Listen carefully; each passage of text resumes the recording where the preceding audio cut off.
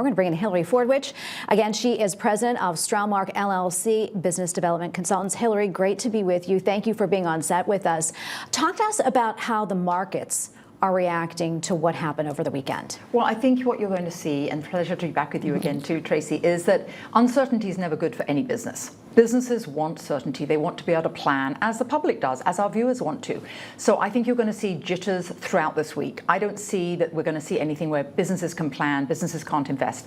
But I think the good news is we have not seen the rest of the Arab world come out in support of Iran. Everybody's standing back. What does it say? They're actually silently condoning this action. I think that's a very good sign. I think that's a sign for stability. I think that's what the markets are waiting to see. Who else is coming in on this, and will this escalate? As long as it doesn't escalate, I don't think that you're going to see anything traumatic happening in the markets. Yeah, Iran, though, threatening to close the Strait of Hormuz. Correct. That's a big deal when it comes to the oil markets. Yes, it is. I think the world looks at the amount of oil that comes through the Strait of Hormuz, but there's an island there called Cargill Island, and this island processes like 90% of the world's oil. That has not yet been attacked. That is still producing oil. If they close those straits, you're absolutely right, but what does this mean? It means that we should have more production here in the United States.